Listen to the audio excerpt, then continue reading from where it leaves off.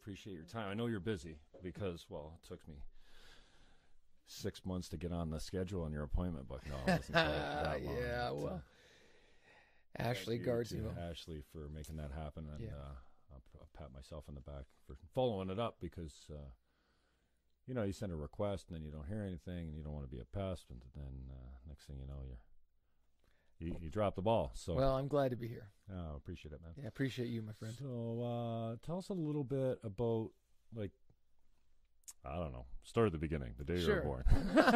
No, just a brief recap as far as and you probably got this pat as far as answers go. I am, Yeah, well, I've had a pretty interesting life, and it's really my parents kind of started off. I was born in California. Then when I was 4, we moved to Thailand, so I grew up in Asia, which was an awesome experience. I mean, as I look back, at the time I probably didn't fully appreciate it, but then at 12 we came back to Canada. Yeah, and then 16 years ago came here to St. Catharines. So I've had the amazing privilege to travel all around the world, and now I have the amazing privilege of getting to know this amazing community. It really is a great place, and my kids, this is all they know, and so that's what got me here. And then, so I remember the days when you came in under Pastor Darren, and yep. You've heard me say that several times, man. You really get accustomed to your leadership and spoken word performances from the stage. You get comfortable with it. Yeah. And Darren he's got a talent for that kind of stuff. He really does. And so when you used to hit the stage as assistant pastor, we're like, oh no, it's Bill again. Well, we'll come back next week. No, quickly, let's get out of here. No, we didn't really do that, but I used to come with my mom quite a lot, and then. Darren just had a really cool way. He really did. And he still does. He's brilliant. He's out in Vancouver. He is brilliant, yeah. So cool. And then he really got me emotional a couple of times. And growing up Catholic and not really having a strong connection to faith, I'm not speaking for the whole faith, obviously, but his closing got me a couple times. And, with all heads bowed and no one looking around, he did this thing about raising your hand and copping to, maybe you're here and you're feeling this. Yeah. Maybe raise your hand. Maybe you're here and you're feeling this. Yeah.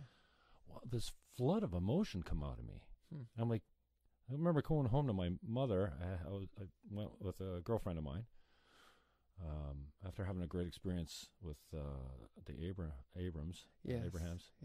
Brooke, when she died, a young girl, and totally predictable that she wasn't going to make it. In fact, she made the 4 was a blessing. Yeah.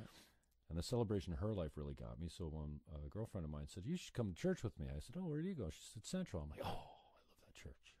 Because the soundboard is in my mind, right? I want to run that thing.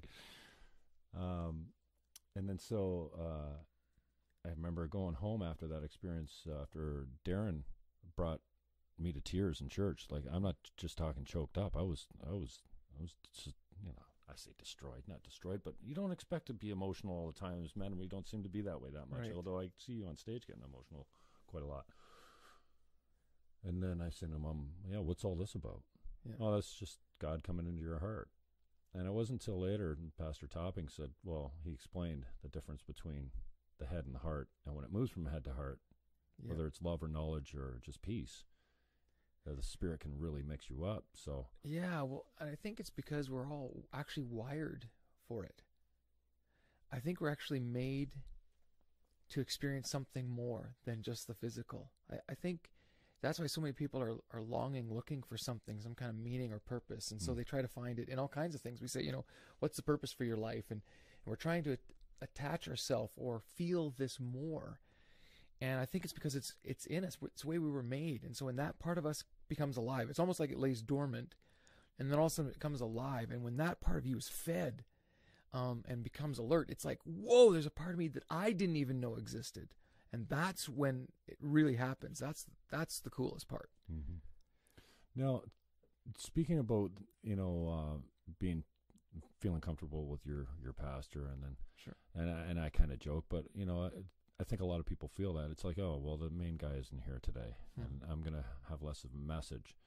And then what have you done to bring your game around? Because now when Darren comes back, I love you, Darren.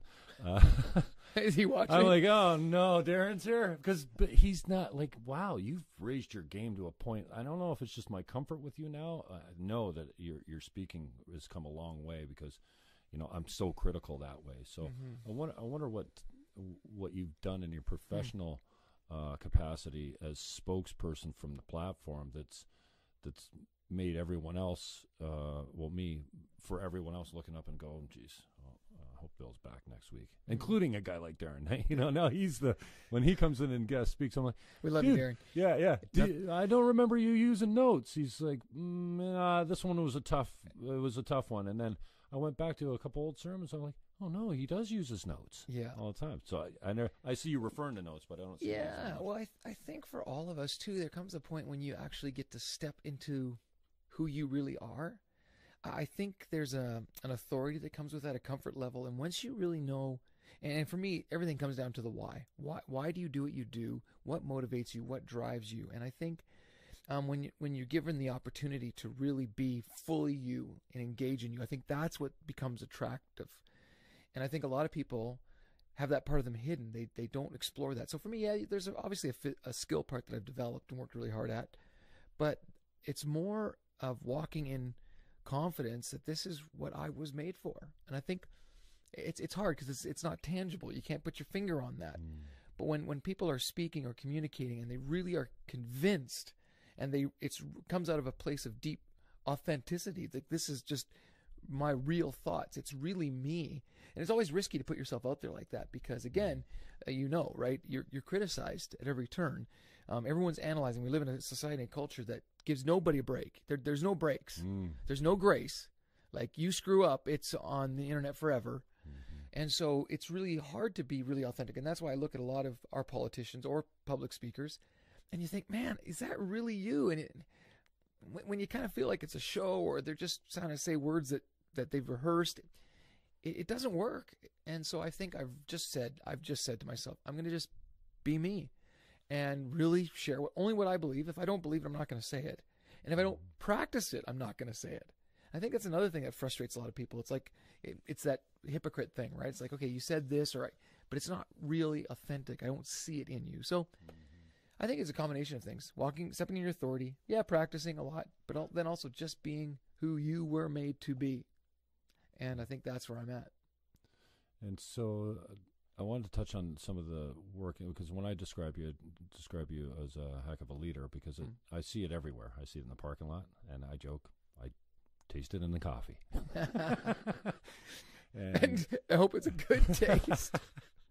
I'm not a huge fan, but I'm trying to get off the coffee anyways. But yeah, me too.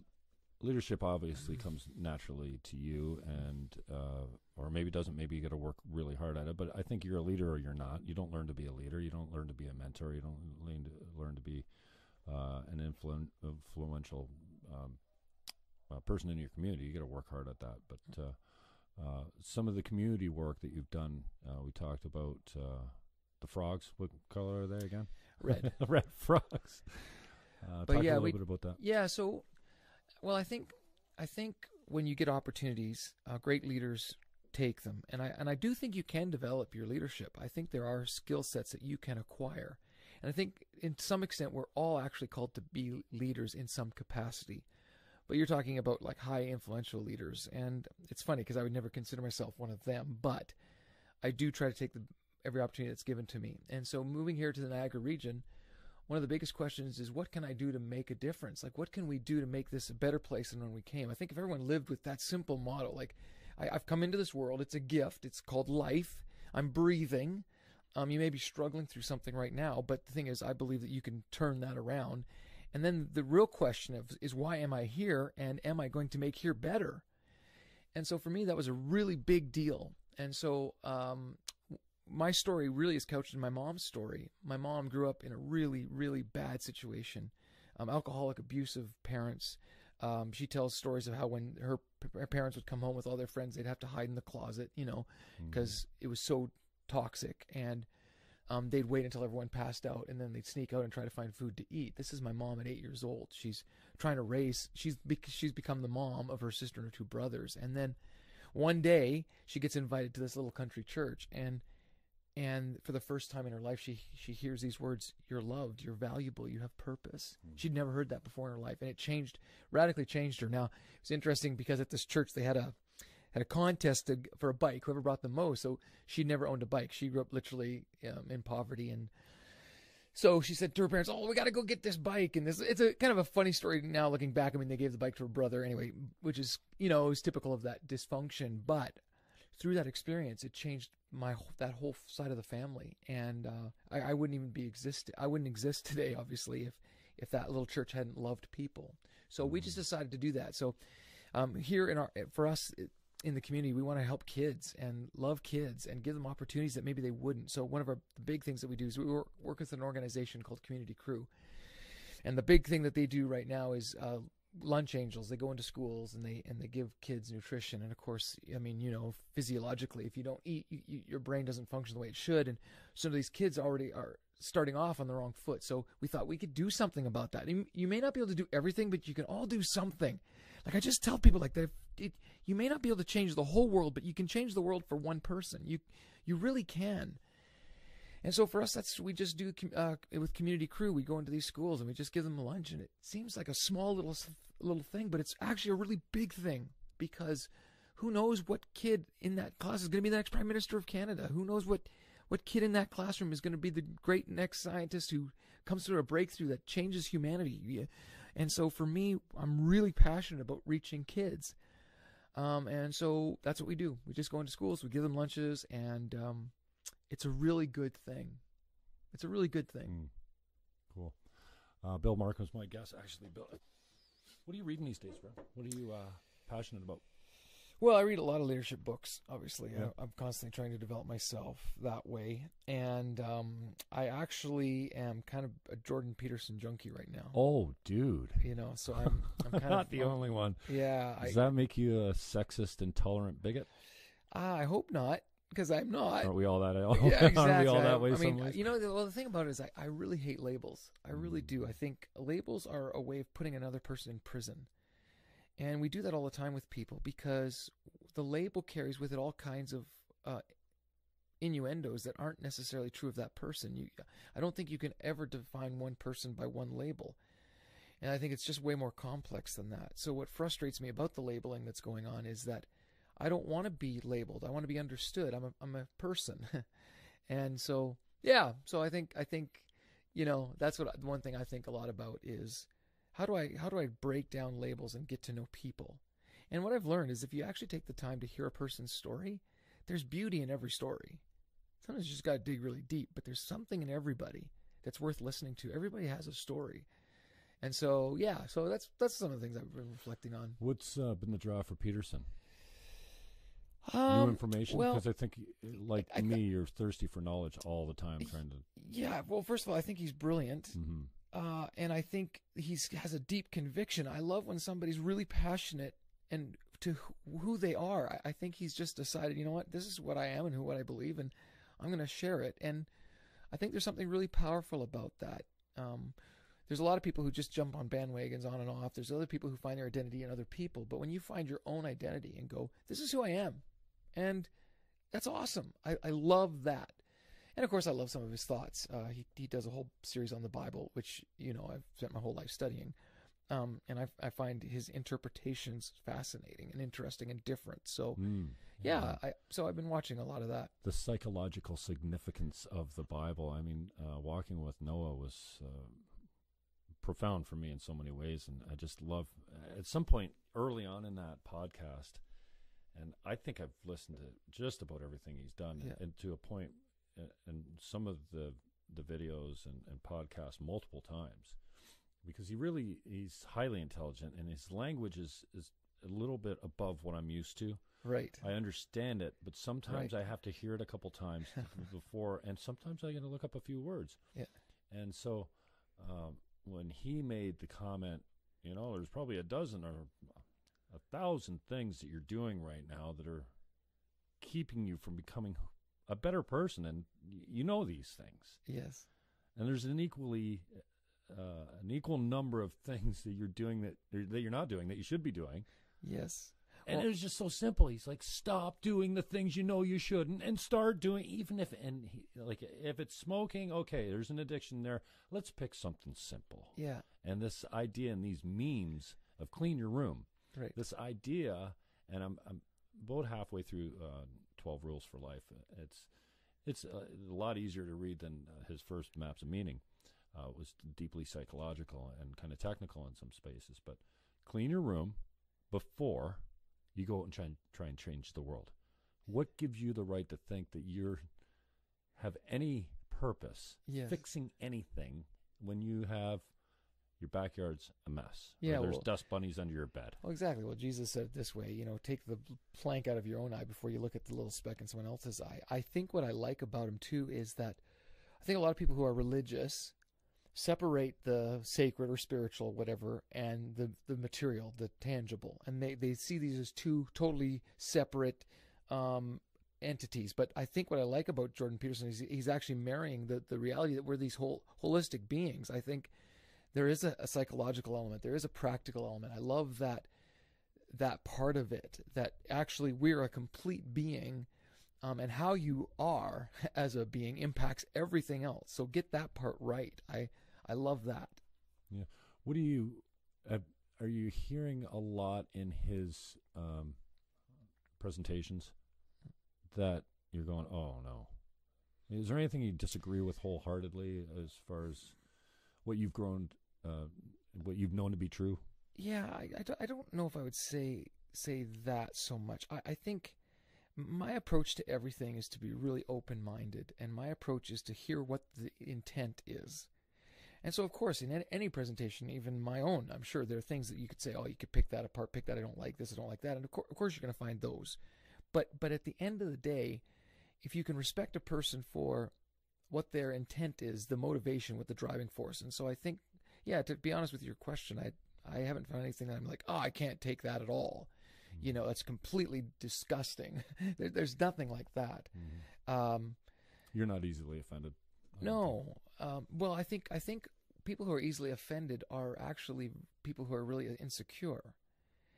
And they're insecure, and so anything that threatens what they would deem as their being, then they get all uptight about it. And I think when you come to a place where you're actually secure in who you are, then you don't get offended. What offense can happen if you know who you are, right?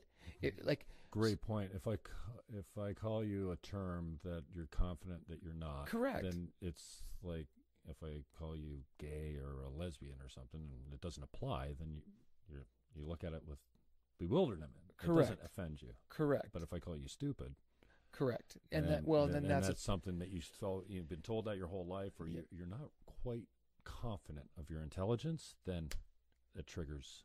I hate that word triggered, but that's a great word. Well, that's a great word, because you know my story. That happened to me when I was a kid. I had a teacher who called me stupid, and I actually believed and lived in that lie, because what you believe actually manifests itself. And so I believed I was stupid, so I struggled all the way through school, and then something clicked in me after high school. And I said, you know what, that isn't true.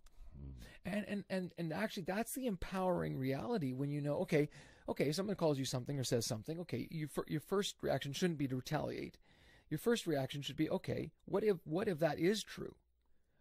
And you sort through that, and when you get to the point that is true, you deal with that and go, okay, I can correct that, or I don't want to correct that, or you just go, that isn't true. And so I came to the realization that isn't true, and everything changed for me. I went from barely passing high school to like a high honor graduate from university. Wow. Yeah, it was weird. And you think, well, what happened? Because of a lie that you bought into. 100%. Well, self-created almost. I mean, you had a trigger, you had some starter growth fertilizer, but then you perpetuated that lie. Well, there's power in your words. It's fascinating. The Hebrew word in the Bible for the spirit is ruach.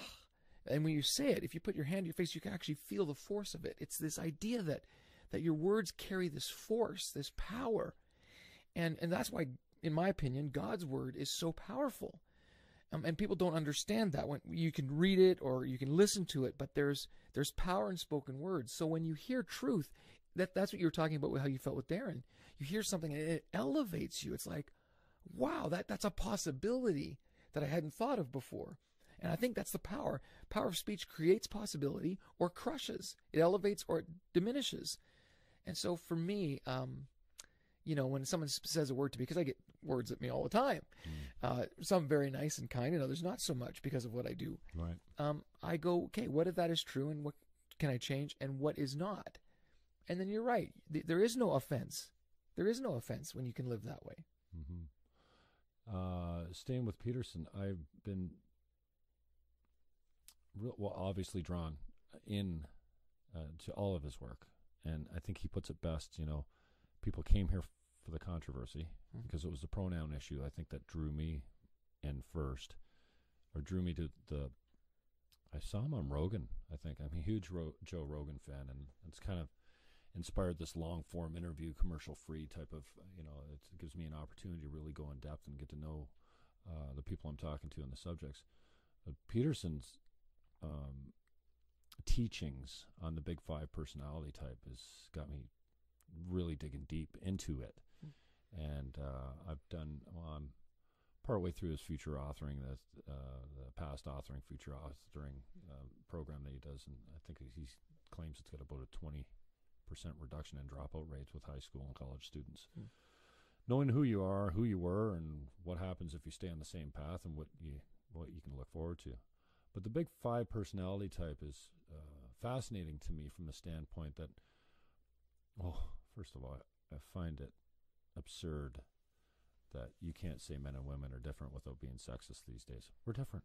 Mm-hmm. Now, that doesn't mean one should be discriminated or treated differently. We should be treated equal, but not equal outcome, not quotas, which we're seeing all the time now. Men and women are different. Possibly races are wired a little differently as far as their tendencies and their personality types. So, and liberals and conservatives are different. And all of us seem to be at war with each other. And maybe it's just me, but I think, God bless him, the election of Trump has really brought a profound awareness for many of us, me anyways. The extreme, you can't hide if you're extreme view right now. And right now you have, I think you're being encouraged to say, hey, this is who I am. Mm-hmm. Alt-right, alt-left. The fact is, it's the majority of us, 95% of us, if you look at the bell curve, the numbers are really low on the extremes. Right. And in the middle, they're fat, and that's where we all live. Right. Where we all have overlapping beliefs and morals, and, we're kind of in the same... And we're looking both ways and going, would you guys in the extreme shut the hell up? And so it seems to me that the extremists have a louder voice. The silent majority, the moderate middle, says nothing, basically. Right. Other than, would you guys shut up? You don't speak for me. Right. And then there's this conversation going that started by the extremes. And then we have to get somewhere we've come a long way. Yeah. Right. As men and women, as races, as Christians, non-believers, as whatever has divided us in the past. I think someone had said the other day, I'm a member of a inferior race, the human race. Ashbu Schultz from USS said it perfectly. We all have one thing here that we share, a heartbeat. Yeah. I think we forget that a lot more. And I wonder what your thoughts are on, man, we're really different. We have different beliefs, different cultures, different personality types. Mm-hmm. I love the way he puts the boxes around these personality types. Mm-hmm. So the liberals are your artists and your teachers and your professors. And, hey, what do you know? Our universities and our schools and our Hollywood is full of lefties. I didn't know that. Mm-hmm. And they love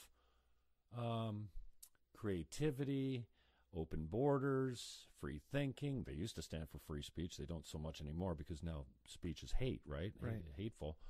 And then the conservatives love their boxes. They love their borders. They like the tight securities. They like immigration that's tight. They are more likely to be religious, to have respect for authority, to play within the rules.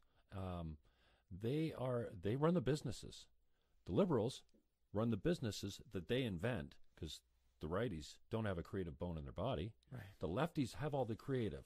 So your business is failing. You want to get it back on track. You bring in a lefty. You invent a new business. You're struggling to run it. You bring in a conservative to run it because they have all the good, great personality types. All the same with men and women. Women are, well, they're the giver of life. So they have some tendencies, some proclivities, and some personality traits that are productive for caring for life. They're highly protective. There are all kinds of things that men, well, same are, but we have our things that we go out and do. But what I'm struggling with is, okay, so we came from a pretty dark place. Mm-hmm. We've come a long way with racism, with tolerance. Oh, man, the pendulum swung so far left. I mean, I don't know how. You have to be tolerant of the intolerant? Well, you should be. But moving forward, I think we forget we still have a long way to go. Mm-hmm. We're better at different things.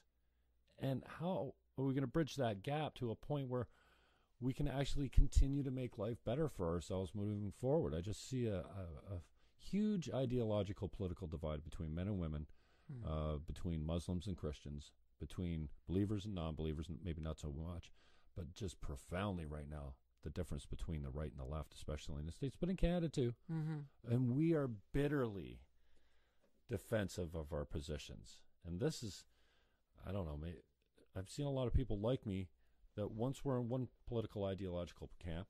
I've been a lefty for a long time. Yeah. Now I'm swinging so far right, I'm going, go all right, Doug Ford, undo everything Kathleen Wynne has done. So I wonder what your thoughts are on closing that divide and bridging the gap between what seems to be, a more divided population all the time over what we believe and who we are. Yeah, I think we need to learn to celebrate diversity while being unified around purpose. I think, and I know that sounds complex, but what I mean by that is, in order for anything to move forward, you are going to need different perspectives and different skill sets. And so this is why I hate labels so much, because it puts people in boxes and it gets them working against each other rather than for something greater.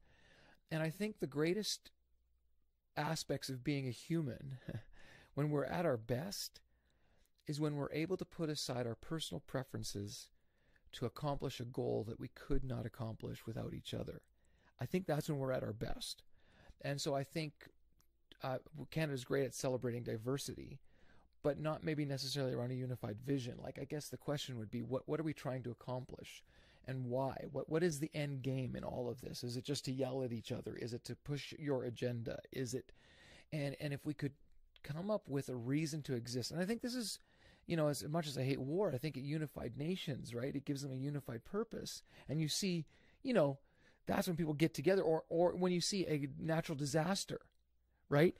Someone's written in the Globe and Mail today about Humboldt. And how this is, 100%. We're all humble. Now, and we need that's to come right. And remember what's important. 911 was a huge example of that. Well, yeah, even on Facebook posts, right? You can add the Humboldt logo, and no one's asking whether you're left or right, in or out, whatever. It's, I think that's when human beings are at their very best, and I think that's what's missing. I think a lot of young adults are really disillusioned because they feel like, well, I have no purpose. There's no reason to get out of bed, or there's nothing to do with my life. And so to find that unifying vision, I think great leaders are able to do that. And I think that's when we're attracted to great leaders. And so, yeah, I guess for me in the greater Niagara region, I would just love us to have a unified vision around growth and family. And so, yeah, those are the things that inspire me. And so, yeah, I really don't like to talk a lot about what separates and divides, because I just find it's not productive. I mean, yeah, we might learn something, gain something if we're open-minded, but most of those discussions aren't open-minded. They're just yelling matches. I'm telling you what I believe. I say this all the time to people who try to convince me of something. I'll say, you know what?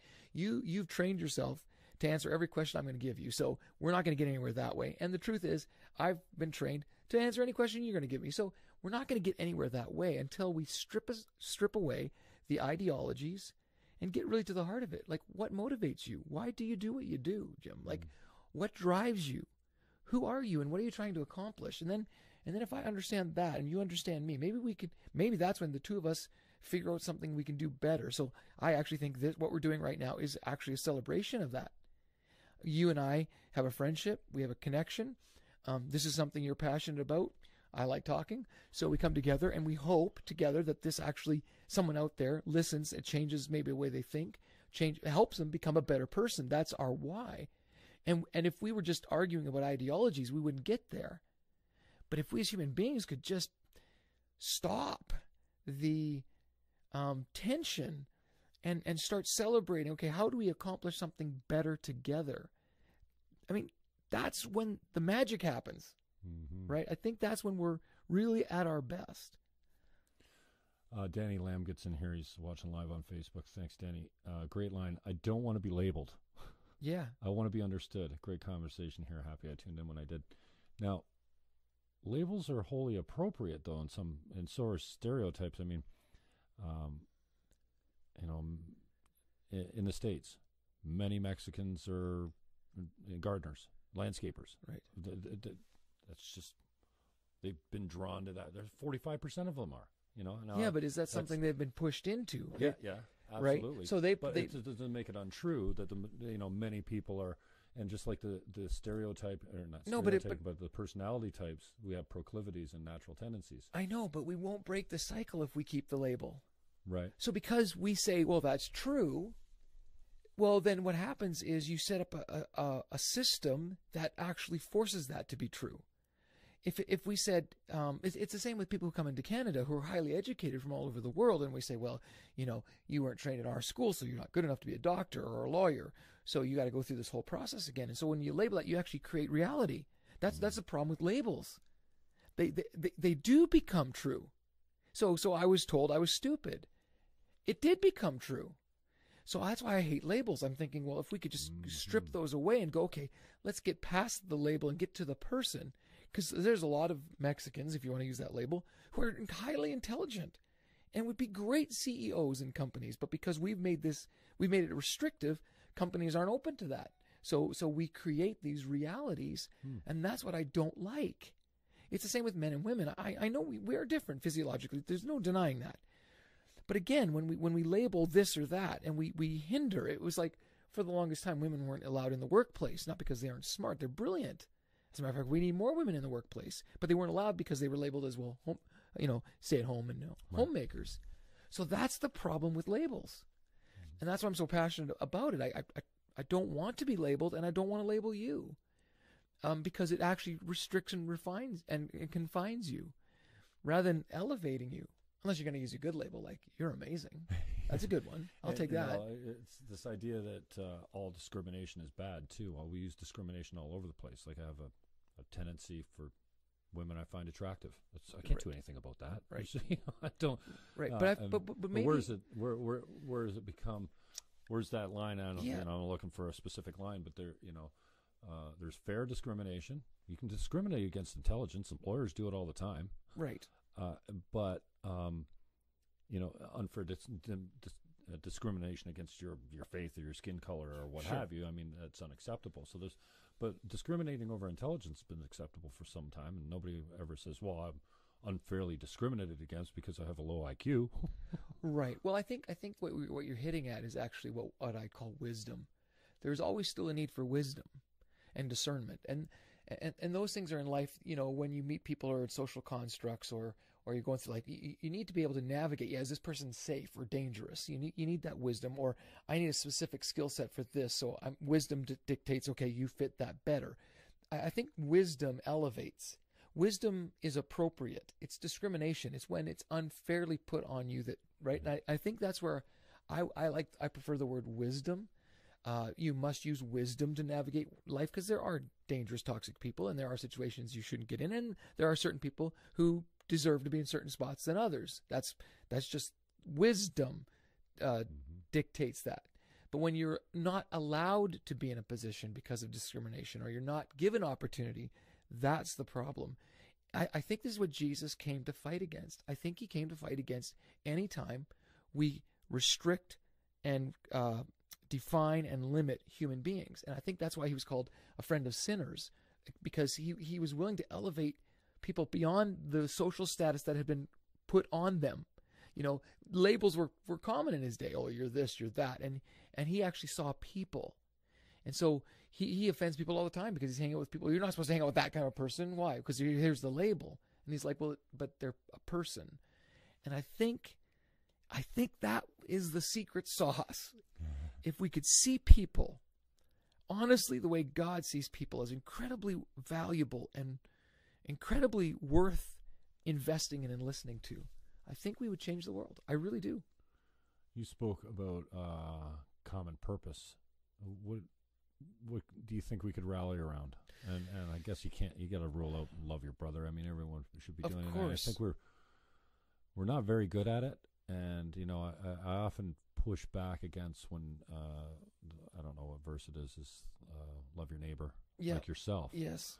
Well, I think today's society is not, the population or people in general are not good at loving themselves. We do all kinds of things that tear and destroy ourselves down, including our own lies and addictions that we continue to put up with.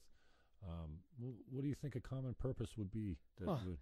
In the Niagara region? What if in the Niagara region we decide that there's not going to be a single child who lives in poverty? What if we decided that we were going to give every child who lives in our area the opportunity for a legit, solid education and a real opportunity to take opportunity, whether they use it or not, take advantage of it or not, but not being limited because they live in a certain area or they go to a certain school or whatever. No limitations. Imagine what it would be like for the community to rally around that and say, we're going to make sure, we're going to ensure that every kid gets the very best opportunity or chance in life. What would it look like if we were to rally around giving employment? Like what would it take for everyone to have a job? No, I'm not saying there's going to be people who maybe don't want that, or but what would that look like? These are the real issues that are real people are really going through, and I think we need to focus on how can we elevate our community. I think that's why we live in communities. I think it's why we as human beings have always been drawn to tribes. We want to be a tribe so that we feel like we belong, that we've given opportunity, and I think there's power in that. Mm-hmm. But I think in our culture, we've bought in fully to this individualism that, well, how do I benefit? Or what am I going to get out of this? We vote that way. We vote for the platform that's going to get us what we want. We make decisions based on, well, what do I think is best for me? And at some point, I think this is why Jesus said you have to die to yourself. At some point, you have to go, okay, the world doesn't revolve around me, and I've been put in a community, and so how do I serve others? And there's no better example. No one can argue this. There's no better example than Jesus at this, at serving people, loving people. And I think that's why people were attracted to him, and I think that's why they killed him, because people are threatened, people who want power, people who want their way, people who don't want to give in. They killed those dreams. But that was a setup. That was all planned. He came here to die. Yes. We didn't have a choice in that. Well, we were putting him down. But again, I think it was because he had to model something for us. We can't understand things that we don't see. And so how do you understand what it means to really love someone enough to die for them unless you see it? And I think that's the power of the cross. I think there's all kinds of stories around that. We create all kinds of narratives around why he did that. But I actually think it's because we need to see it. And he said, okay, I'm going to show you the full extent of love. I will love even to death, and show you that even doesn't stop love. And so that's why what's so cool about it is that, I believe he rose again, whether you believe that or not. And that this community now, you can't dispute, it's spread all over the world. There's this ideology, or if you want to use that label, which I hate, all around the world. And I think that's the power of it. That's the power of it. Mm-hmm. So I think we, in the same way, we speak, we manifest, and then we perform based on what we've created. And if we created a new narrative where I'm going to help wherever I can, I may not be able to do everything, but I can do something, that would be powerful. Now, you touched on tribalism, which is something else I've tried to study to get to the bottom of. We certainly came from tribes. 100%. We know it well. We even see it in chimps, our closest DNA relative. They practice war. They don't have religion. They practice war and genocide, kidnapping, murder of the males, and I think I've come to understand that we've come out of our tribes, and there's a deeply important thing about having a tribe, right? And this is why from what I understand, veterans come back and struggle with PTSD. Great. They miss their group. That's right. And they come back and they have a hard time managing without it. And now, as we've come out of our tribes, and I think this is proper, and maybe you could tell me your thoughts on it, we pretty much put the focus on individualism, maybe collectively, but the value is down. The way you can, it's kind of when people say I'm oppressed, well, you have to keep dividing it down. And Peterson has done a good job. Well, I'm black and I'm single, and I'm black and I'm single with kids, and I have black and I'm single with a mentally handicapped kid. And the more you go, and basically you come down to the individual. But now, in today's day and age, I feel like we've been being pulled back into our tribes, which can be wholly dangerous again. Whether it's a conservative tribe or a political tribe or a sexual tribe, as far as men and women, or I'm trying to understand where we're going with this, because we've come out of our tribes. We understand the value of them when we were there. And then it seems like we're being pulled back in, but we're getting pulled back in a way that doesn't seem to be helpful. Yeah, right. Well, I think, again, because a tribe is formed because we have a deep need to belong. We find our identity in belonging. And so we craft our social construct around things that we identify with. So tribes are supposed to give us belonging. Tribes are supposed to give us vision and direction, security. And this is why we form tribes. And so I think you're right. We still need those things. The challenge with individualism is it doesn't feed those things. And the other problem is now we form tribes, but we form tribes around what we're opposed to as opposed to what we're for. If we could form tribes around what we were for. So I think this is actually the power of the church, or what it's supposed to be, whether it achieves this or not. And I know there's a lot sometimes that it has failed in this, but it's supposed to be a place, and this is what we've worked at Central really hard to do, a place where you can come, no matter who you are, no matter what your background, no matter what your story, and you can belong. You can belong before you even believe that we're going to accept you, your story. We're going to listen. We want to be a part of that journey. And then, yeah, as you belong, you start to unpack, these are the things that we believe, the values that we believe together that actually we think elevate all of us and elevate the community around us. So I think that you're right. There is a need for tribes, but there's dangerous tribes and healthy tribes. Dangerous tribes are those who identify themselves by what they're against or opposed to or labeled. And then there are tribes who go, okay, let's figure this all out together, that everyone actually belongs and everyone has a part to play. And what does that look like? I think that is what I think Jesus had in mind when he created, so to speak, the church. And yeah, we've not done a good job of that, but I think that's the intent. Tell me a little bit about the growth of Central Community Church, as far as, when you came in. How many people do we put through that church on an average weekly basis, would you think? Over 2,000. Okay. And what's a packed house look like, numbers wise? We can realistically get about 1,000 people in one sitting. Okay. Yeah. And how has that grown since you've come in, even under Darren? Have you seen the numbers go up? And then more importantly, and we talked about this a little bit on men's group, and please don't let me forget, something that I just find so helpful and interesting and supportive. What do you gauge what's your metric for success? Sure. Well, for me, the metric for success is life transformation. And I know it sounds like an ethereal, ideal word, but I really love it when somebody opens their eyes to a new possibility.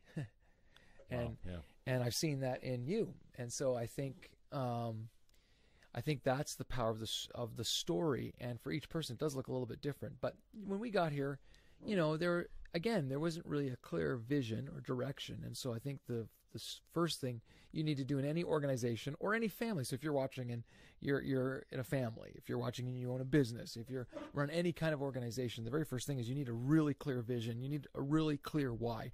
Why do we do this? And so for me, my why has always been because people really matter to God. And so they should really matter to me. And so then we began this journey of actually creating a culture, because once you have an idea, or the why or the vision, then you need to create a culture around that. It has to become the DNA. And you actually touched on it. You said, I feel it in the parking lot. I feel it in the coffee. That's the culture part. That's when it moves from an idea and it starts to actually manifest itself, not just in the leader, but in those who are being influenced by that leader. So then that once you create that culture, then people are either attracted or repelled from that culture.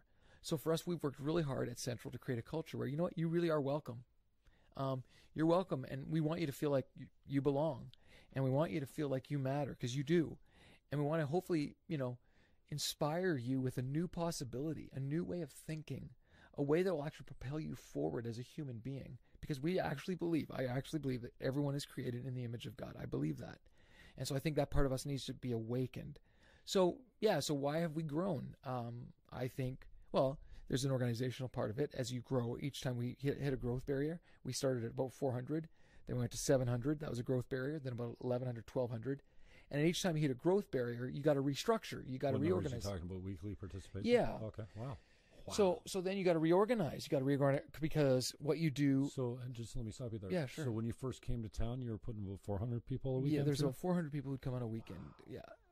So. And how many years? 14 years? 16 years. 16. Yeah.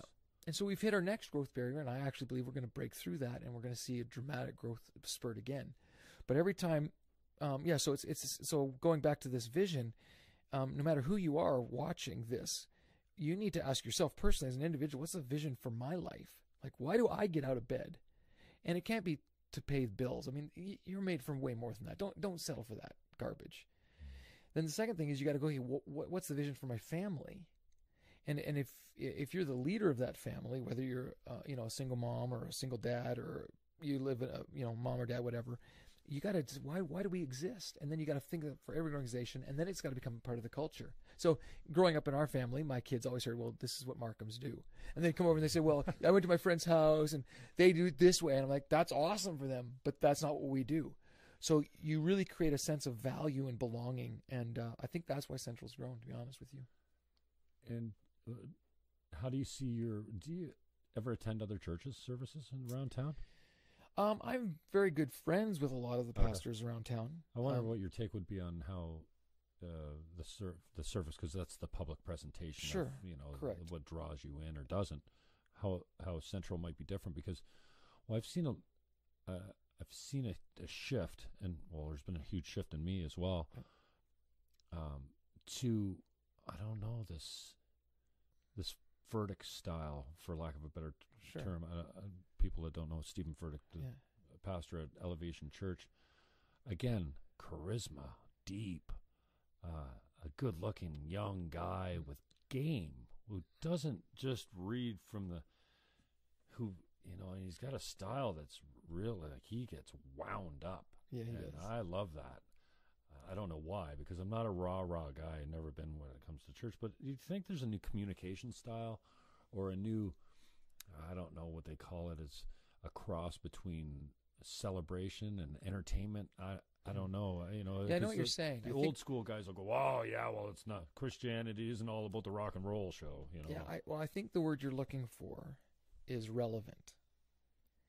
And relevant can look different. That's the great thing about that word.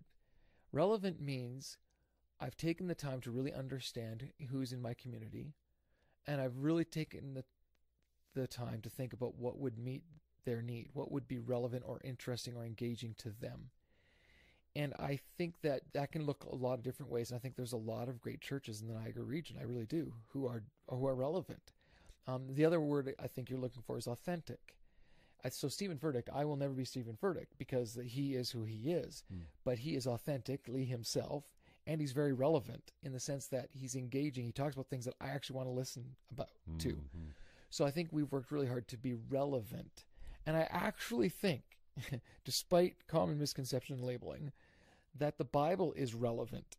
There's a reason why the Bible has been the best-selling book forever. There's a reason, because if people who read it properly and apply it properly find its relevance and application in everything they do.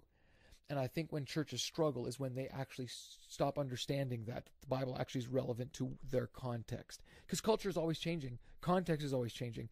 One of the great things about being a human being, too, is our ability to adapt. We adapt really, really well. unfortunately, some structures and organizations can't adapt or won't or don't. So that's why big box companies will shut down. They'll go bankrupt. It's why entrepreneurial enterprises on the other side move ahead, because they are relevant and authentic. So for me as a personal individual, I ask myself, am I relevant? So I say relevant by coaching volleyball. Like, I just hang out with kids, and I listen to what they listen to. They get in my car and they listen to their music, and I hear what they're talking about. And I try really hard, even though I'm an old guy now, losing my hair. I really try to understand where they're coming from. And then authentic is, you come to hear me. I'm just me. It's like I'm nothing special. I'm not. I'm a normal human being with normal struggles and normal ideas and failures and faults and flaws. But there's something that's changed inside of me. And that's the story, right? The story is, okay, here's what I was or what I struggled with, and here's how I've been able to overcome it. And with God's help, that's what we, in Christianese term, is our testimony, right? It's our story. And everyone has a story, and everyone's story could be better.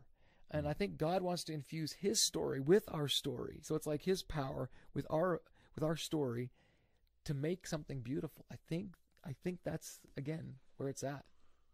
Yeah, we made many strides on those. Numbers are really impressive, and I know there's different metrics that you can celebrate as far as success goes. How has the message changed in its delivery, if any? Well, I think for me, and again, let me just talk to the metrics piece for a second, because I think people get caught up in the numbers, and they think that's our metric. That's how we measure success, and it really isn't. I'll tell you how we measure success. We measure success by every story of someone's life who's been radically changed. So, Jim, you are actually a part of that.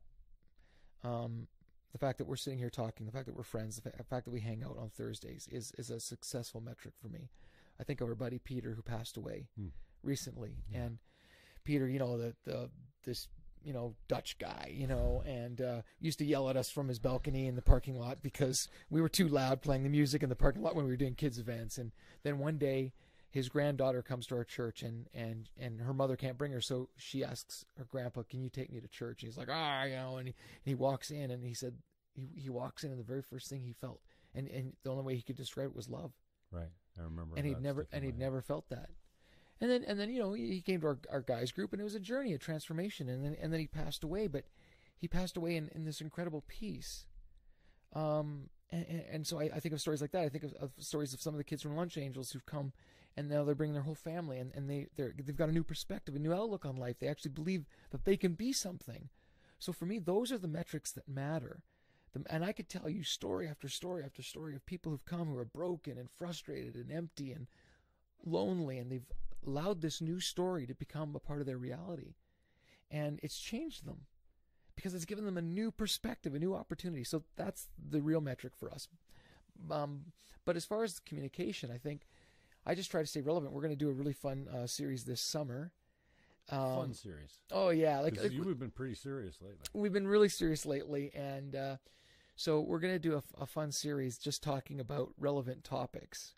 And so we're going to talk about, we're going to call, one of the sermons is called Dancing Prime Ministers. And you can just figure out what that one's about. One of them is called Capitalistic Pig. We're actually tackling some of these really relevant subjects that people are going, what do you think about that? And does the Bible have anything to say about that? So that's coming in the summer. So I think that'll be a lot of fun. Yeah, right now we're digging pretty deep, but then again, that's seasons, right? You try to, as a leader, you try to figure out where everybody's at. And right now we're kind of in this really powerful, deep series about the kingdom of God. What does that really mean? And how does God's kingdom matter here? But yeah, so yeah, that, to hopefully answer your question, our metrics are by individuals, not by numbers. To me, it doesn't really matter. I mean, I love when more people come because that's more opportunity, right. But it's the individuals. And as far as what we talk about, I just really try to be relevant and authentic. Yeah. I'm glad you mentioned Peter, because I'm often, continually, I don't know what the right word is, surprised by my reaction to death sometimes. Princess Di, I didn't follow Princess Di, but it didn't make me, sob, but I was like, why is this affecting me so much? It seemed like a really tragic story. Peter, love the guy. different bird, man. And we're all like that. I mean, I'm sure. But isn't it great that we didn't label him? Yeah. And we included him? Yeah, no, absolutely. Right? And I love the fact that the first time he walked through the door, he said he felt love for the first time or something. And then you come in, that was during 21 Days of Prayer, I think. He sat down beside me and said, Peter died. I'm like, Peter who? Peter, men's group, lives across it. I'm like, and I was rocked. I was sitting with Roger, thank God. Supportive Eagles fan. Yeah. And I couldn't keep my shit together. I came undone. And even Carlene went, I saw you struggling there. Yeah. Like you got up and, you had no idea, but I was, and I felt this overwhelming amount of guilt for my judgment of him, for, the self-talk that went off in my head when I was standing talking to him in church because he was different. Yeah. And then I'm never going to see him again. Yeah. And hey, I mean, I loved him. Just, I'm judgmental, and that's, me, I've copped to this so many times. It's something I'm really having a hard time dealing with, this grace. And I also go back to, I think that's the way we're designed. We came from caves. Yeah. We had a color, another tribe had a color, and when they came up against each other, they didn't say, hey, come on over and let's break bread. Yeah. They murdered each other, Yeah. genocide, till one of them was gone. Yeah. And so I wonder, you do this an awful lot. Yeah. As far as, it is your job to be at the bedside of a guy like Peter. Yes. And I know that, I did my mother's eulogy. I just went into business mode. I went up there and I kind of did what I had to do, and then I sat back down and lost it. I wonder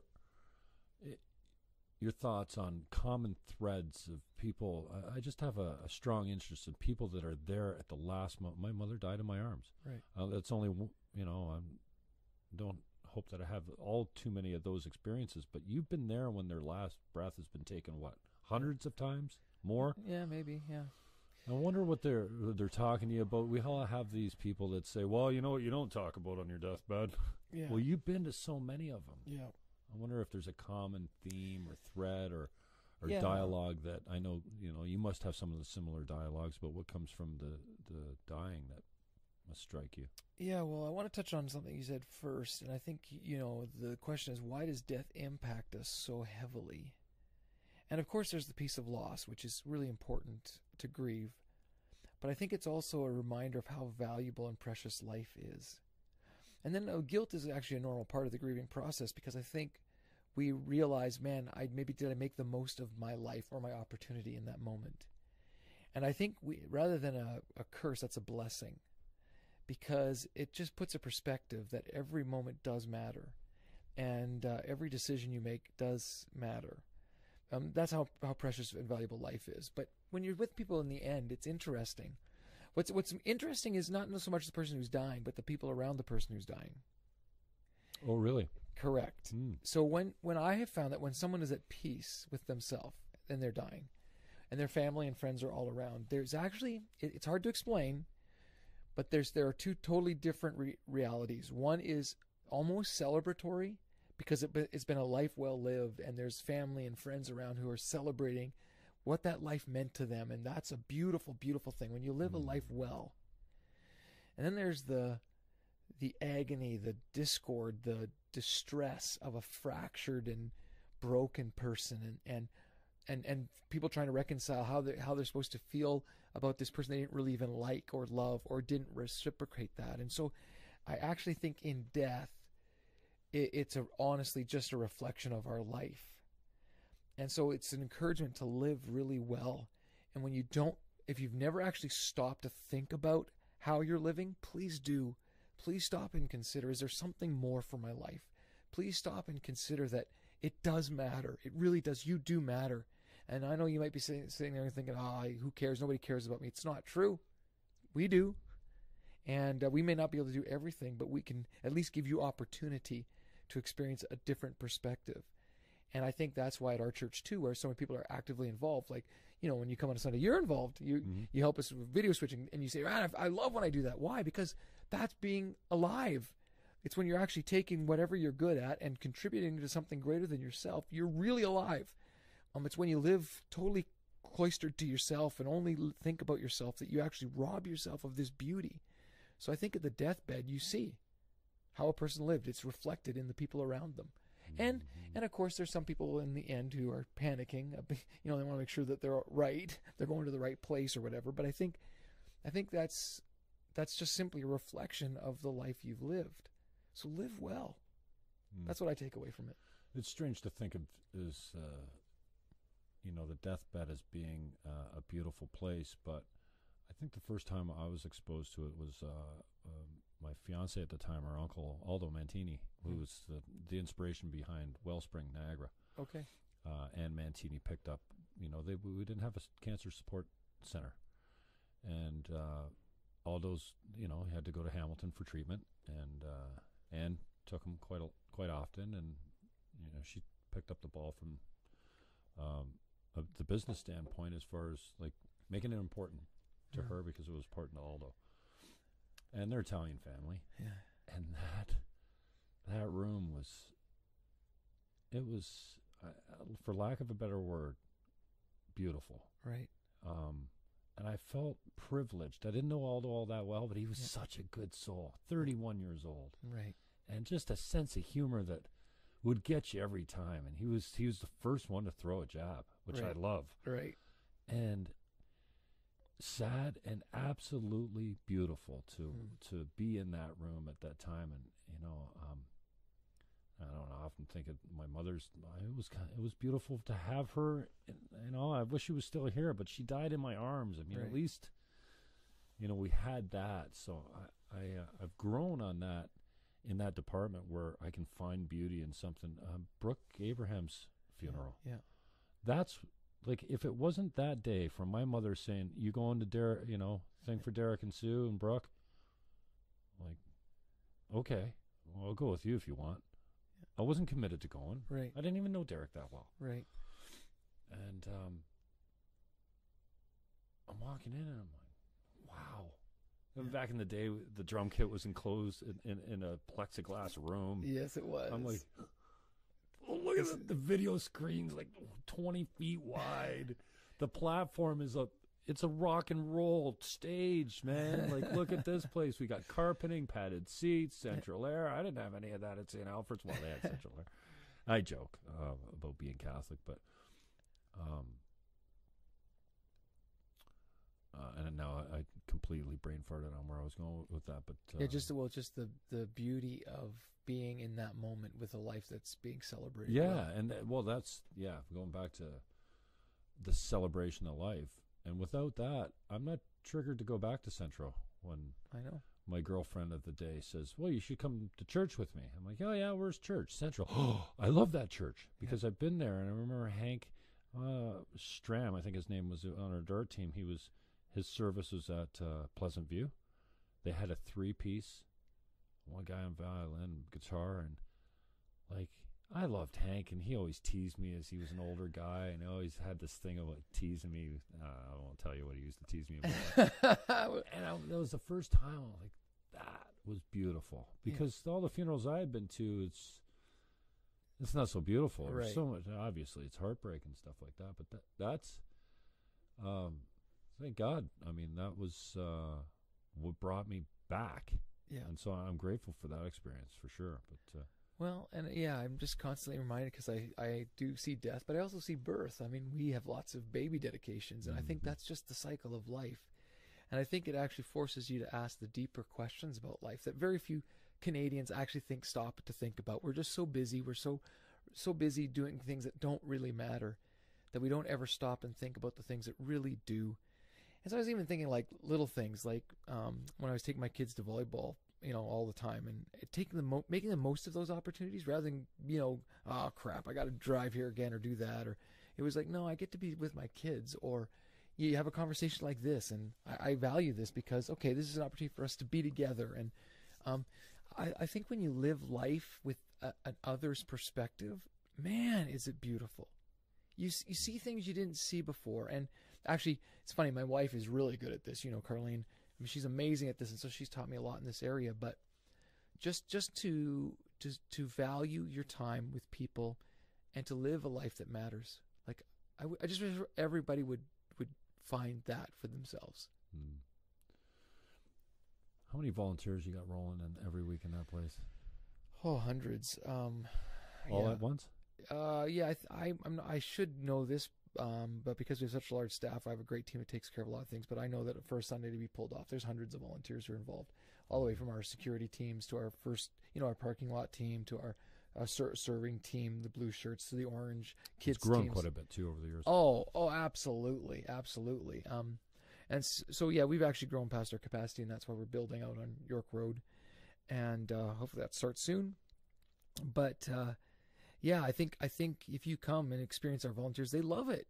And why do they love it? I mean, who in their right mind, like think about it this way, for our musicians, who in their right mind gets up on a Sunday, 5 o'clock or earlier, to get there for 6 for rehearsal, and stays till 1, and these are young people who like to sleep in or whatever. And I think it's because when you tap into purpose, it fires you up. Like, I've never, honestly, when I've had purpose in my day, I've never had a problem getting up out of bed. It's when you don't have purpose. And so here's the thing.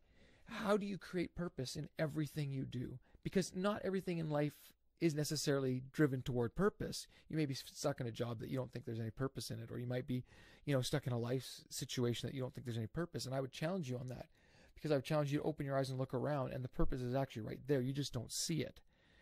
And so I can remember when I was working at Boston Pizza as a service manager. That was kind of my first gig, and I saw purpose in even the tough one. They called me the Terminator because I'd take every table that no one else wanted, and the reason I did that was because I thought I could find purpose in that, and I got more. It ticked everybody off, because I'd take these hard tables and get a tip. They'd say, "There's no way they're going to tip," and I don't want them, and I take them, and they would. Why? Because you gave value. You simply listened and saw the person. And I learned in the service industry that if you value people, people respond. So there was purpose in it. Did I like working until 2 a.m? No, not always, but I found purpose in it. And I found purpose in closing, because after we'd close, we'd all sit around and talk, and I could have these really cool interactions with my team. I found purpose in it. And so if you find purpose, I promise you, it's not hard to get out of bed. And it's not hard to work hard. I work really hard. And that's why my schedule, sorry it took me so long to get here, but I work really hard, but it's because I find purpose in everything I do. Everything I do. Coaching volleyball, I find incredible purpose in that. It's not about winning gold medals, although that's fun, we do. Just throwing it out there. I've got 8 or 10 of them. Yeah, exactly. But counting? it's because there's purpose. I love being with those kids. So, man, when you tap into that, and I think, honestly, to be totally honest with you, that's why, in my opinion, following Jesus is the way to go, because he gives you purpose. You can't read the story of Jesus and not see that everything he did was purposeful, and you can't hear the words he spoke and be challenged to live a life of purpose, and you can't try to follow in his example without that driving force. And so, yeah, I just wish everyone would have purpose. And I'm glad you brought that up, because it seems to be the underlying commitment that, in my experience with the volunteers. I volunteered first. That audio board is the first thing I saw when I walked in that church. And I'm like, every time I see an audio board like that, I want to run it, because I don't know how to run them. And so that's why we have paid experts to do that. Yeah, I can't. Maybe it might have been Ashley, my first point of contact with that kind of stuff. And it was her or Brenda, I'm not sure. But anyway, I got slotted. Okay, you're going to meet Derek. At this time, you're gonna stand beside him on the board. And then so I show up. Derek is another great leader that I got a ton of respect for. He doesn't pull any punches. He's a communicator. You know where his head's at. You know what his underlying commitment is. Perfection to his, as far as an aim or a goal. Oh, absolutely. Obviously, we Well, you should miss the mark all the time. I know, but you should always strive for your very best in Absolutely. everything. Yeah. So I'm standing through the service, and he's like, okay, so you can watch the next couple services from the booth, but the way we do our volunteers is we start them right there. And he points at camera 1. So if you want in on this deal, you're going to learn camera 1, and then we can talk about where you want to go from there. Yeah. And once I got into the booth, working camera 1, showing up at 7 o'clock in the morning, working till 1. And I say working, I think you call it serving, and I'm okay with that because it really seems like you serve in a higher purpose. Yeah. And then Mark was running the video board at the time. I'm like, hey, what's going on over there? What's that thing?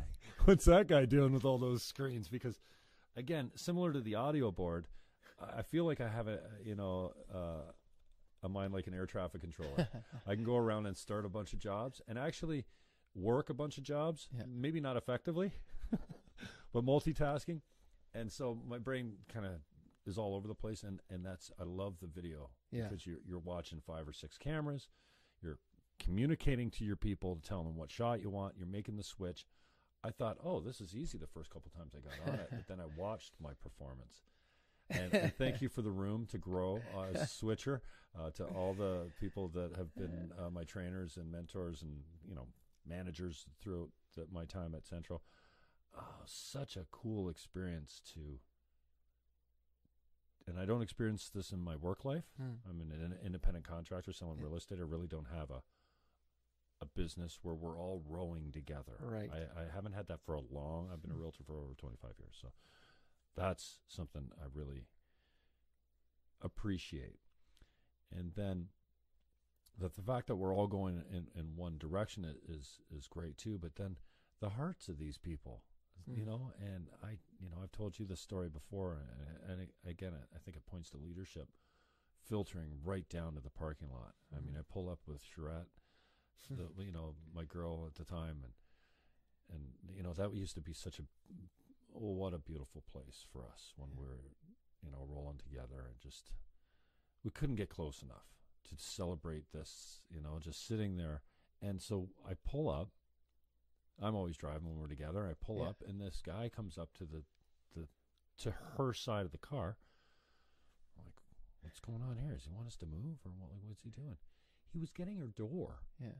He opened a door. Welcome to Central. Big smile. Just a tiny, really black with thick accent, and it's what's going on here? Oh, welcome to Central. I got out, and I'm like, dude, I thought you were going to tell us to move the car. That is so cool. Come on. I love you, man. Yeah. I'm telling a stranger, I do that a lot.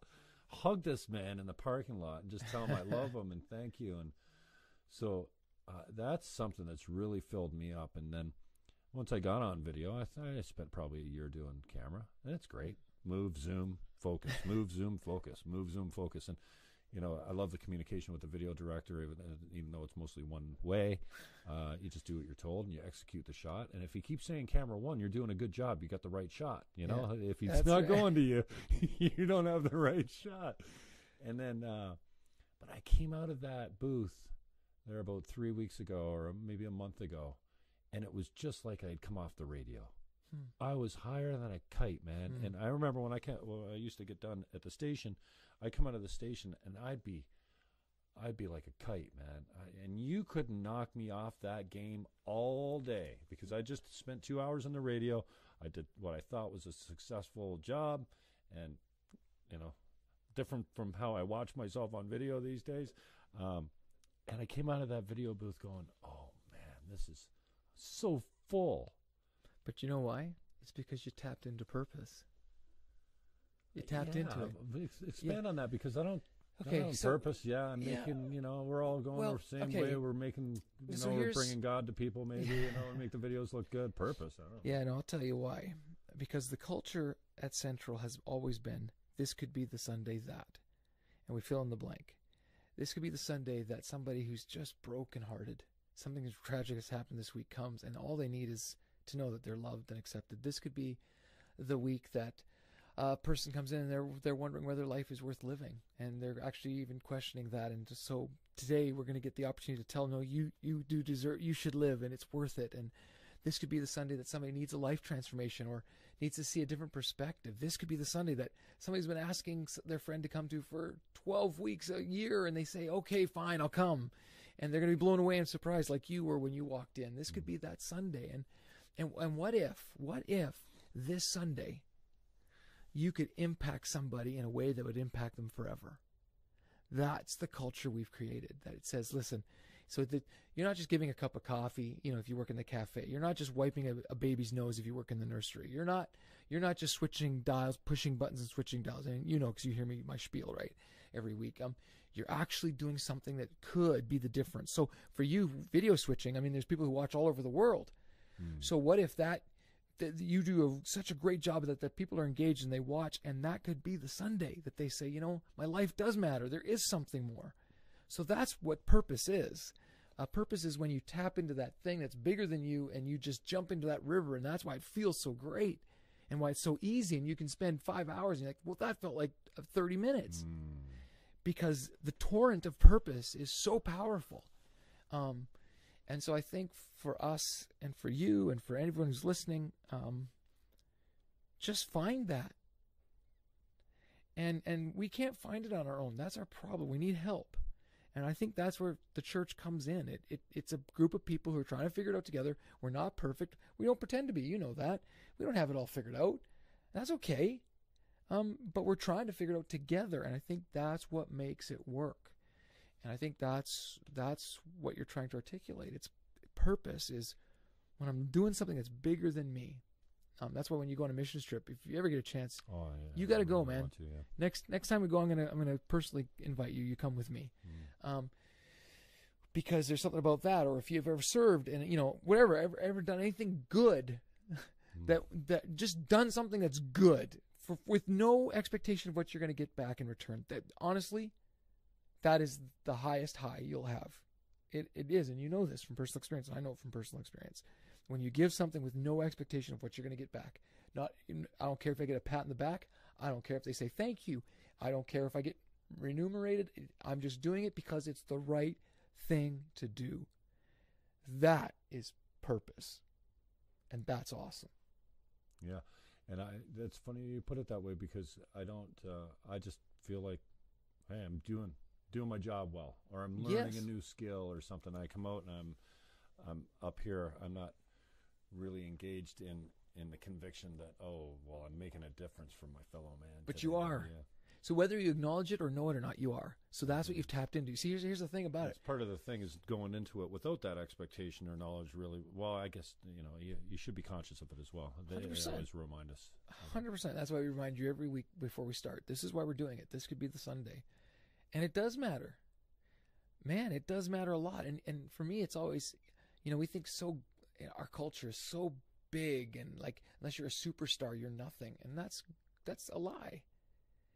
If I live my whole life and I only make a difference for one person, my life will have been well lived. If I, at the end of my life, have my kids who still love me, and I have a wife who still loves me, and I have friends and family, and I have a few people who maybe say, you know what, my life was better because Bill was in it, that's a life well lived. It's so simple. What's more than that? Yeah, it's so simple. We've made it way too complicated. No one's going to care what kind of car you drive when you die. No one's going to care what kind of house you live in. No one's going to care how much money you made or what your title was. Who gives a rip when you're dying? What they are going to remember is the investment you made in them. And I know, parents will say, well, I'm investing in my kids because I'm paying for all their stuff. Well, you know what your kids want? They just want you to be present. You know what people just want? They want you to be present. And this is why I always say with Jesus, on the cross, he, I always, make this thing. He died for our past so we can be free from it. And he has our future. And he has those things stretched out on the cross, and he's just present in the moment. And I think that's the power. Have purpose in the moment. Okay, so you feel like, my whole life is a screw up. Forget it. Today's a new day. Live in the power of purpose today. And I'm so worried about what tomorrow's going to be. Don't worry about tomorrow, Jesus said. Tomorrow will take care of itself. If you can find that purpose in today, it's beautiful. Today will be an amazing day. You'll go to bed and go, wow, today was a good day. And that's all I want for people. Honestly, that's why I do what I do. It's why I chose the occupation I did. It's why I get fired up about every weekend, and I get fired up about every day, because I have an opportunity today. I don't know what it's going to be. I don't know, and that's not out of my control. But I can make the most of every opportunity, even if it's, being really kind to the server at the restaurant and giving an extra tip, or whether it's, acknowledging someone who no one else acknowledges, or helping someone who can't help themselves. Whatever that looks like, every day you and I are given an opportunity to make this world a better place. So take it.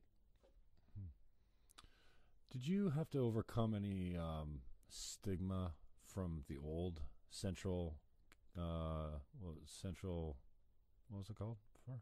Oh, Central Gospel Temple? Yeah, exactly. I mean, because it was Elam Tabernacle before that too. It's almost 100 years old. Yeah. So I wonder, the faith, the denomination hasn't changed, right? I mean, no. We grew up cafeteria Catholic. I don't know if that's disrespectful, but I mean, we went to church on the important days, Easter, Christmas, what have you. I was confirmed, baptized, First Communion, confirmed in grade 8 or something like that. In the North End, we used to run from the bus, right? Because if you got on the bus, you were going to come back a changed person, for better or for worse. Yeah. They had candy or something, and they were ruthless recruiters. Yeah. You need this, and my dad used to call them Bible thumpers. Right. And he managed a vending division at a local company, and he had a couple drivers that were just and I think that left a bad taste in his mouth. Yeah. The way they came on to him, sure, as far as what he needed and whatnot. So, and it was kind of a fun thing when you saw that. Oh no, right. And I tell it as a funny story now because because I think it was just one of those things that we grew up with as a kid that was sure. kind of a fable. Yeah. Or kind of a misrepresentation. But I wonder, we used to call them, well, they're born again. Yeah. I don't hear that term much anymore. Now right. I hear Pentecostal, but it's the same thing. So I'm wondering, obviously you've come a long way, and the style of preaching has changed over the years and come around to this modern, very communicative style. Yeah. And you've heard me say this many times. I become the guy that people, mostly girls lately, call me and go, "Hey, Jimmy, you still go to that church?" "Yeah." "Okay, well, the last one I called, don't ask, but can I come with you one week? And what time do you want to go? Yeah. And how about this week?" Yeah. And so I bring them, and they're like, "Whoa," like, it's not what they expect. Yeah, no, and that's great for me because, I take them with no expectations now. Right. Because I'm not trying to. Yeah, exactly. I don't look at anyone and go, "You need Jesus." Right. Or "You need this." Purpose, there's a flashcard that, everyone could probably get behind. But I wonder how that denomination maybe has changed, because if it hasn't changed as far as what the church represents, Catholicism stayed the same for thousands of years. Yeah. What is the whole faith changed as far as, I don't know why I find it acceptable now. And, I'm sure there's some from the old school that hate this, but I call it rock and roll pretty church, because the first half is a concert. Everyone's good looking on stage. Even the boys are good looking on stage. And then, you're a decently good looking guy. You got a different way about you. And like I've said before, if you listen to a Bill Markham sermon for 20 minutes and you haven't heard the word God or Jesus or a scripture, that's not out of the ordinary. So it's more of a soft sell, I find. I think that, and again, I think there's always good and always bad, and if you look for it in everything.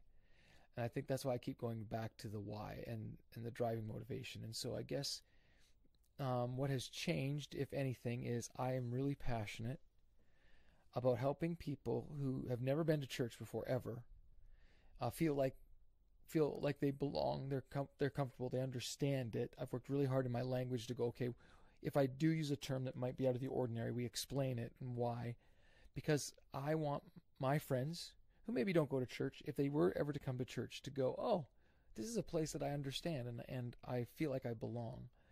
And so, I mean, you know, you talk about the bus ministry. A lot of good things happened out of that. I mean, Sue Abrahams is one of them out of the bus ministry. How so?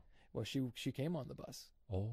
Yeah. So you see, in everything there can be some good. Sure. Oh, yeah. And but and I make fun more than oh anything. yeah, no, I totally get it. But for me, it's how we've just tried to create a space that if you brought somebody, or if you're watching and you come and you've never been to church, you'd go, oh, wow, I did not expect this, and you actually understand it, and there's something to take away from it. So yeah, I think, and that changes, right? Because culture changes, music styles change.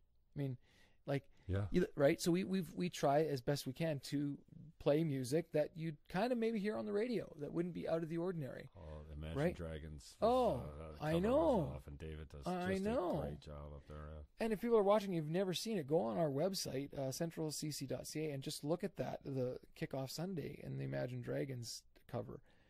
But again, we recognize music is just a tool. Everything, communication is just a tool. Right. And so we want to make sure that the tool is sharp, so to speak, and we also want to make sure that the message is clear, that the tool is working in the function that it was designed for. And so there's nothing more frustrating than trying to hammer in a nail with a wrench. It doesn't really work, right? You got to know what tool you've got, make sure or trying to cut wood with a dull blade. So sharpen your tool, which is for us is music and communication, and make sure the message is relevant. You mentor all over your life. I guess you're a teacher, leader, all over the place. I didn't know you're I knew you're a volleyball coach, and I knew you took it seriously. And I'm pretty sure you're as competitive as they come. Maybe a little too competitive. Yeah. I may have been. I love the stories, man. Yeah, I may have gotten a yellow card or two in my life. Maybe. Talk to me about the kids and how that fills you up. I get, I talked to you about Benjamin. Yeah. I just, oh wow, I love the kids is the wrong word because they're young adults. There you go. Nothing more filling than mentoring someone there. Yeah. And I didn't know that people like go to that school specifically for the volleyball program. And we're talking about Eden, just in case knows that you're the volleyball coach. Just the girls? No, I coach boys and girls. Yeah. Okay. And right now we're doing co-ed, so that's cool too. Co-ed volleyball? Yeah. Competitive co-ed volleyball? Yeah. Yeah. The girls play in the front row, the guys play in the back row. Well, of course, the girls are going to be in the front. Yeah, exactly. Yeah. No, it's yeah. It's a lot of fun. I think I love it so much because if I can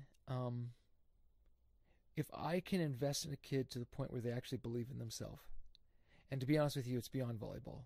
Yeah, you can be a great volleyball player, but there's more in you, and I want to call that out of you. So we did this thing before our Ontario Championships this last year with the girls, and I just went around the room and I said, I'm going to tell you something about yourself that I see in you that maybe no one else has ever told you or has seen in you. And it was this really beautiful moment, tears were shed. Tears, I was going to say. Yeah, absolutely. But again, it was because I wanted each of my athletes to know that their value went far beyond their athletic ability, that there was something in all of them that someone just needed to call out and believe in. And so for me, I coach because I love volleyball. I mean, my wife, I will tell you, I'm a junkie. Like, I watch volleyball all the time. It's a bit of an obsession. No, well, it's the collegiate channels, or you have a special sports package? Oh, yeah, I got the. Well, you can get Canada West has every game. So with Trinity Western University this year, I watched every game they played. You get that where on cable or? Yeah, no, you just go online, stream live. Okay. Yeah, live stream, and I watched the American University of Hawaii for whatever reason. I like watching them play, and so I watch it, But for me, I love volleyball, and I'm passionate, and I'm very intense, and I have been known to lose my temper, which I'm working on. What's losing your temper look like when you're Bill Markham? Oh yeah. F-bombs flying? No, you got a dirty mouth? no words, no words. Usually, something might get kicked over, or or something might be snapped. Just on occasion. But those are very rare and few and far between. Awesome. But no, so as much as I love volleyball, I love letting these kids know you matter. You matter a lot, and that you have actually something to contribute. And don't get labeled or defined by being a volleyball player. Don't get labeled and defined by whatever. You're more than that. So that's why I love it, to be honest with you. Mm-hmm. You know, I love it when you scold from the platform. I know you do. Because I think we all need it, frankly. Yeah. I think we lose track of our purpose and our humanity and our tolerance and our love for each other. You know, Yeah. I'm a Philadelphia fan because Philadelphia, that word You should actually be scolded means for that. something. You deserve scolding for that. That's terrible. And I haven't heard you scold us from the platform No, lately. not yet. That means one's coming. So if you're going to scold I'll let you know. the congregation, I'll let what you would know. it be over? Well, for me, you know me. It's usually over when we don't treat people with dignity and respect, when we don't value. That was the last one. I think I remember you talking about a hat. Yeah. Somebody getting a hard time about a hat. Yeah, well, wearing a hat. a kid wore a hat into our church one day, and an older gentleman knocked it off his head. And as soon as I found out, I These said, older guys need to be dealt with. I had Well- somebody complaining about the volume the other day. I'm like, dude, "Yeah, well, how old are you? No. but you know what? You're right. Well, but they do deserve respect because we wouldn't be there without joke. them. Mhm. So it's not a generational thing. It was just this, and same thing with tattoos. You know, for a long time that was a big deal. Really? Yeah, so I was like, Oh, come and on. you spoke about it this week. Yeah, didn't you? I did. I said, listen, it doesn't matter. But some people it really does. So I got to be careful with that. But for me, no, I get frustrated like Jesus did when religious people use their religion as a weapon. I really don't like that. I often will take a Bible and I'll say that this book was meant to elevate people, not crush them. When you use it this way, you're not reading it, you're not interpreting it, you're not applying it properly. Yeah, you're right. There's the conviction part, which you like. That, like, yeah, we need to do better. But that's still an elevating element. It's not. So hopefully, when I scold, it's so hey, we can be better, as opposed to you all suck. You know, you're terrible. You're whatever words we use, labels we use. But I like this idea that we try to elevate. So yeah, when I get frustrated with people, it's because I've heard they didn't treat someone with respect or dignity, or they were exclusive. We try to really hard to be inclusive.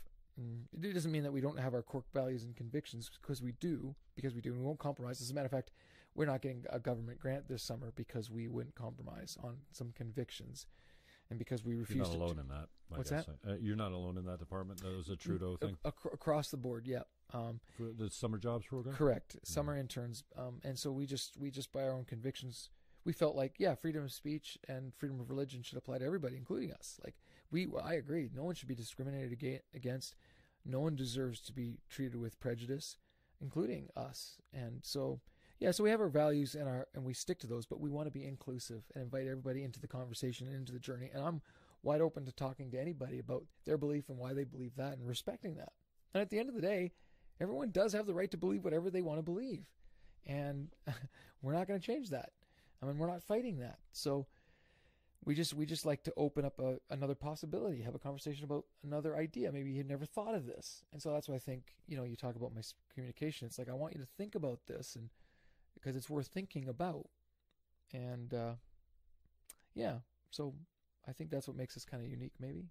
Mm-hmm.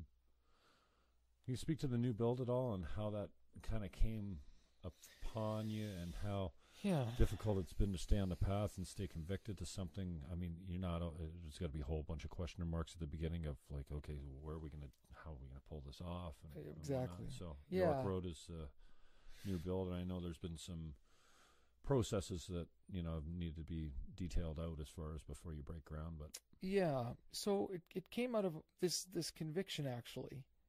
I really wanted to create a space that would meet the needs of the community. I think sometimes when we build churches, we build a church that really only serves the church, and sits empty most of the week. And I kind of think that's a waste, in my personal opinion. So we did need space. So as part of necessity, we've outgrown our capacity. We just can't grow anymore in the space we're in. And people, I mean, if you've been in the parking lot, you know how hard it is to get in. Is the parking lot more than the actual building? Yeah, the parking lot is our biggest challenge, and we only have 4 acres there, so we've maxed out every possibility we can. We looked at all kinds of things like parking lots and tiered parking and all that stuff, and it just wasn't viable or feasible. So we bought land on York Road, and we're building a new space. But the cool thing about this new space is that where we're going to be sitting in the auditorium on Sunday is actually a performing arts center with a gym floor, so that during the week there can be all kinds of activities for kids after school. there's open things for We're going to concerts. be sitting in like movable chairs. Yes. Oh wow. Yes. That's different. Well, it is different, and I'll tell you why. Because it's rooted in this philosophy that it's not about me. And so, I mean, I can sit in a movable chair for an hour if it means that kids are going to get an opportunity to play throughout the week, right? And again, when you're rooted in purpose, then you go, oh, that's why, right? It's not about me. Good. Thank you for the reminder, because I really wanted the cushy theater seat, tiered level. I wanted that, but it's not about me. So yeah, so every Sunday night, all the chairs will go away. It's a gym floor. Kids will come in and play, and we'll do after school programming, and we're going to do daycare, and we're going to actually do things that reach the community. So we're building a space that serves the community, and I'm really passionate about that. And then. Yeah, so that's underway. The shovel should go in the ground pretty soon. We're almost there. And then it'll be about 18 months to build it. And then we'll move in, hopefully before my 50th birthday. That's my dream, my vision. What's the price tag on that shiny new functional piece of equipment? It's not a small price tag. And the amazing thing about our church family is that many have stepped up and been very generous because we needed them to be. And so we've been able to raise a lot in our capital campaign. And honestly, I can't thank the people enough who've dreamed big, because something like this does cost a lot of money. And then, and then the rest we're just going to try to work out some creative investment ideas and thoughts. And so, yeah, it's a big price tag. But again, when you have a purpose and if it can reach the community, and I remind myself, if it can reach one, just like someone reached my mom, changed her life, then it'll be worth it. Mm-hmm. Yeah. Tomorrow morning, where are you going to be at 7:30? Well, I'm normally at Guys Group. Okay. But tomorrow I'm actually driving up I have district executive meetings, so I'm going to miss you tomorrow morning. Okay. But I am at church every Thursday, usually 7:30 for Guys Group. Yeah, let's talk about that. I'll be there. Yeah. It's awesome. Man, how long has this been going on for? And you're right, it is awesome. And at least 5, maybe 6 years. Yeah. We meet every Thursday morning. With a girl over a summer, and it's great to get perspective from someone that doesn't know you all that well. Yeah. And I remember it was Wednesday nights back then. That's right. And I come out of there, and I call her. I'm like, blah blah blah blah blah blah. On and on. She's like, here. Listen to me. You listening? Don't stop going to that group. Yeah. And she was a believer, but she had a couple beautiful kids that were great kids, and I never had known her to go to church. Right. But she had no problem talking about it and bringing it up, and she said, "Don't. Yeah, you are so lit up when you leave on Wednesday nights." Yeah. And I remember haven't seen Johnny around for a while, but he stopped that place. Like, it felt like the earth stopped for a minute. Yeah. Like the ground shook or something, and I remember going, "Whoa, did you feel that?" And I kind of consider myself the new guy. Yeah. Even though I will accept that, I have taken a leadership role here and there, and I love to, But just her insight into whatever you do, go to that every week. And I struggled with it, here and there, and I'm pretty loyal when it comes to showing up. And it's gone through some transformations and different formats. Yeah. And I'm good with that. But it's been surprisingly helpful, and not only from a knowledge standpoint, because we do a certain amount of talking about scripture. Yeah. Although it's not like a Bible study session. Correct. I love the live chat. Yeah, I love, and man, your sermons are very much like that too. Mm-hmm. I find many people saying, "Gee, I thought he was talking to me." Yeah. Oh, that, and I went from sitting in the back row, coming in late, and leaving early with my mother. Yeah. Or the kids with, the parents with kids. We used to sit there because it's dark. Yeah. And it's closest to the door. And I don't want to talk to anyone. And in fact, I don't even want to shake your hand when I come in. Right. Leave me alone. Right. So now where you sitting in the third row? Yeah, second row center. A lot of times I come with my niece, or when I was coming with my niece, and, it was the fight for who would sit in front of Greg Sykes, because it's the Greg Sykes show. Yeah. And when you would look at me, I know you don't see very well with the lights in your face, but and I heard so many people say, yeah, I really felt like he was talking to me, like he wrote that sermon for me, and that's talent, man. I know what that's like to be sitting in the audience, and I wasn't familiar with what it was like when you looked at me and you nailed something I was struggling with, and I asked you to stop doing that because it makes me feel like, stop looking at me when you're nailing it, man. But maybe you're nailing it for a lot of people. It's been a really cool experience. I've learned so much about myself and other guys there too. And you know, Peter as an example was just another great story of how deeply you can be touched and then not even know. Like, I didn't know that Peter had made an impact on me until he was gone, and then I felt a whole wave of emotions. But and now we've got a whole new crew coming through there, and it's been different in size, and we've kind of changed it up a little bit. But I love that the guys can still hang out afterwards. Yes. I love that I can bring a stranger who's not even religious and just say, hey, come check this thing out with me. Yeah. And I'll go, oh, okay.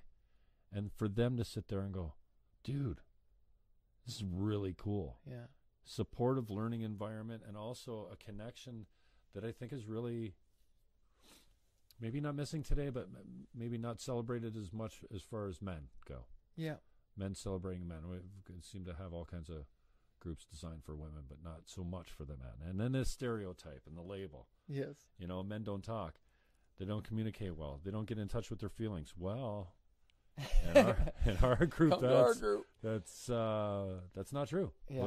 We actually dive deep, and we get vulnerable. Yeah. And we get honest and truthful, and just say, I'm a broken down car on the side of the road. I need a tow truck. Somebody help me out. So, well, I think that's really a good analogy, it. because I think it's like an electric car, right? An electric car has a battery that runs for a certain time. You got to plug it in again.